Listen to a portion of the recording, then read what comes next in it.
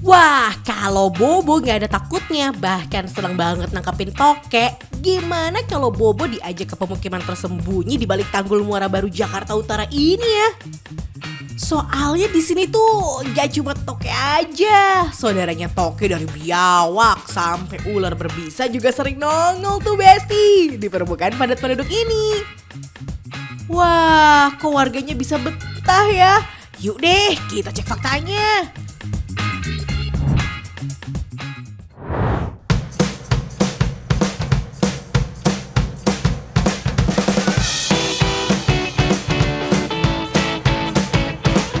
Hai Besti, aku lagi ada di Pelabuhan Sunda Kelapa. Nah, ini nih pelabuhan tersibuk yang ada di ibu kota. Pasti semua udah pada tahu ya. Tapi kalau yang satu ini, saya yakin nih pasti Besti di rumah juga nggak tahu. Di sini ternyata ada perkampungan yang bisa dibilang agak terisolir. Tepatnya nih di balik tembok Tanggul Muara Baru. Yuk kita ke sana. Katanya di sana masih ada beberapa permukiman yang dihuni meskipun sudah banyak yang tenggelam. Kita ke sana ya. Kalau dilihat sekilas, mungkin nggak akan ada yang tahu kalau di samping tembok Tanggul Muara Baru ini ternyata ada permukiman warga. Oke, jadi ini pelabuhan Sunda Kelapanya. Nah, terus di balik sini, ini katanya permukimannya Besti. Coba ya, ntar kita naik ke sini nih. Akses untuk menuju ke pemukiman, jika melalui pelabuhan Sunda Kelapa, kita harus menaiki tangga kayu ini Besti. Harus jeli dan ekstra hati-hati ya, karena kayunya sudah rapuh. Ini jalannya emang agak-agak effort, jadi harus hati-hati. Karena begini nih. Iya. Ini jeblos dikit, udah beda alam nih. Ah, ini dia kampungnya. Wow. Yaps, penuh sampah Besti. Padahal akses jalan setapak yang terbuat dari kayu rapuh ini jadi salah satu akses utama warga loh. Ada kotoran manusianya juga Besti. OMG.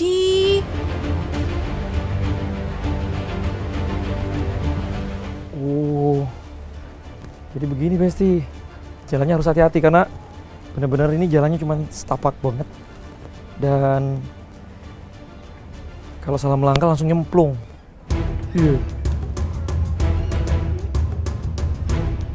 Gak cuma akses jalannya aja yang cukup ekstrim Besti. Saat memasuki area permukiman, kita tuh langsung disambut oleh lorong yang sempit dan suasana gelap dan becek.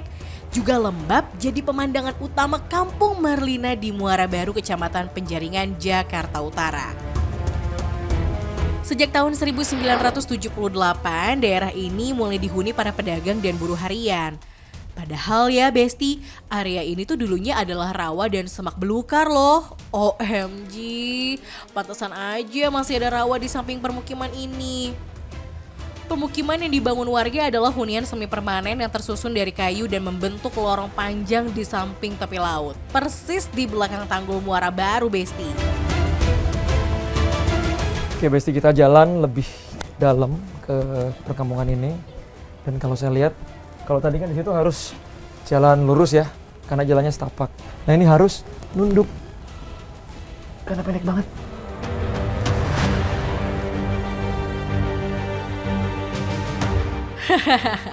Emang beda dari yang lain ya Besti. Untuk menelusuri permukiman ini nggak disarankan buat remaja jompo ya. Jalannya tuh harus nunduk sejauh kurang lebih 20 meter Besti. OMG, keluar dari lorong ini bisa sakit pinggang ya.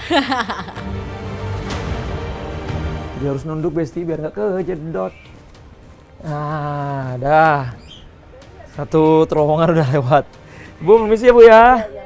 Punten, permisi. Ya, masih banyak Besti terowongannya. Harus. Masih panjang ya Bu? Oke Bu. Jadi memang rumah-rumahnya itu entah ini, kalau saya lihat rumahnya sudah agak tenggelam ya. Nih, coba saya mau tunjukin ke Besti ya. Kenapa saya harus nunduk? Nih. Jadi ini jendela, ini jalanan. Saya yakin dulunya ini nggak sependek ini, nggak setenggelam ini. Tuh, lihat. Nah, bener kan?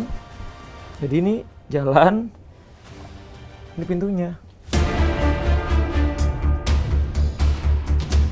Tapi sayangnya nih Besti, akibat penurunan muka tanah, banyak rumah yang terendam air dan mulai ditinggal oleh para penghuninya. Rata-rata rumah di sini tuh punya langit-langit yang sangat pendek Besti. Ini bukan karena sengaja ya, tapi emang terbentuk akibat proses pengurukan atau penimbunan biar gak banjir, khususnya banjirop atau banjir laut pasang. Soalnya pemukiman ini kan emang mepet banget sama laut ya Besti. Aduh.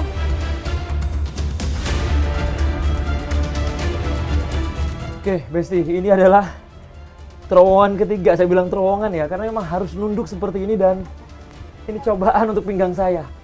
Aduh, harus bongkok. Aduh, sakit pinggang. Dan masih banyak lagi sepertinya di depan. OMG, banyak banget.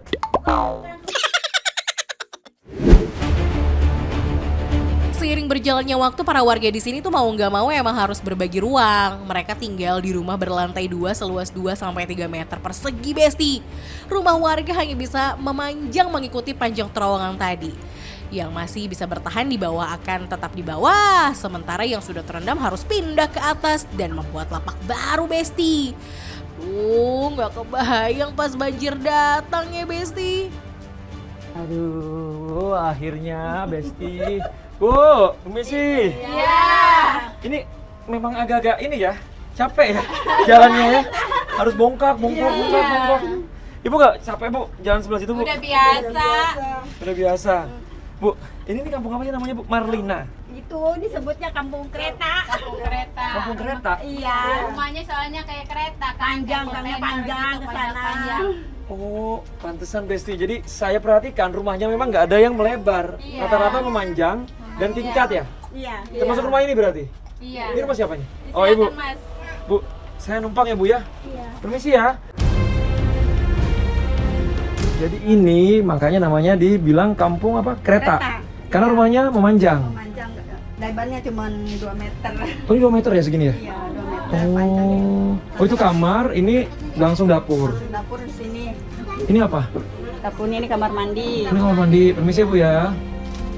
Oh, ini kamar mandinya Besti. Oh. Terus kalau mau nyantai-nyantai di mana? Ya, di sini aja di luar. Kalau di sini sama keluarga. Oh, gitu. Ya, kebanyakan kita duduk di luar aja. Sebagian warga yang tinggal di sini ternyata bukan rumah pribadi loh Besti, tapi itu rumah kontrakan. Setiap bulan warga harus bayar Rp350.000. Tapi itu belum termasuk air bersih dan listrik ya Besti. OMG, lumayan juga ya Besti sewanya untuk permukiman yang setiap saat bisa terancam banjirop. Berpuluh-puluh tahun tinggal di permukiman ini sudah mereka rasakan. Suka dukanya mereka telan sendiri Besti. Belum lagi saat banjir, akses jalan tertutup total. Warga yang tinggal di sini juga harus siap dengan berbagai resiko. Salah satunya ya gangguan hewan buas seperti ular dan biawak yang sering datang ke rumah warga. Pernah nggak ada pengalaman kayak misalnya digigit ular? Pernah saya Mas, di sini ada giginya ketinggalan 2.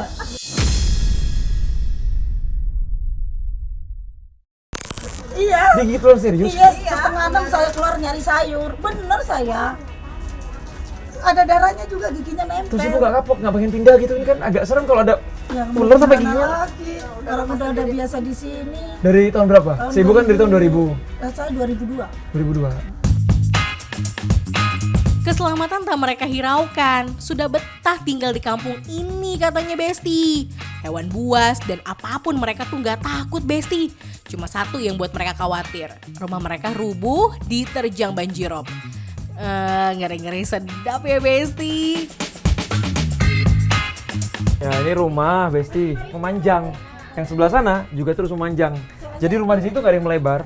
Karena akses jalannya yang sempit, jadi berbagi rumah dan gang seperti ini. Makanya namanya Kampung Kereta.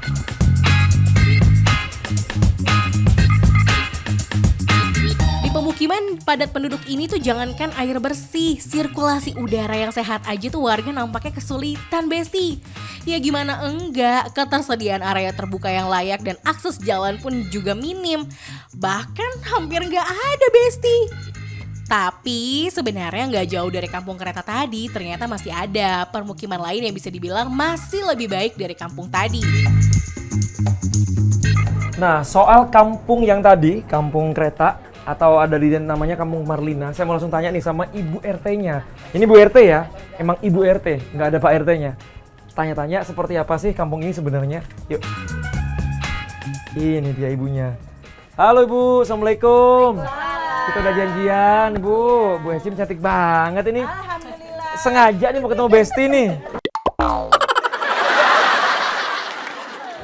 Nah kan kalau saya lihat agak beda nih sama kampung yang sebelah sini.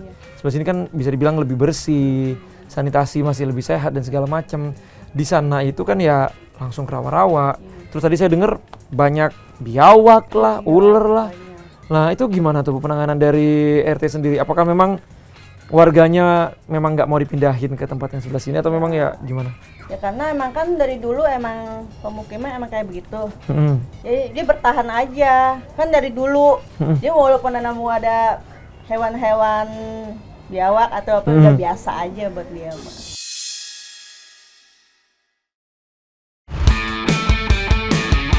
Emang kalau udah betah, mau pindah ke lain hati juga susah ya Besti. Mereka akan mempertahankan wilayah mereka walaupun dirasa tak layak huni. Nah, terjawab ya Besti, kenapa kampung kereta ini terlihat seperti terisolir? Meski masih bagian dari kampung Marlina, kampung kereta itu letaknya cukup jauh dan mepet dengan laut serta rawa. Agak sulit terlihat nih Besti.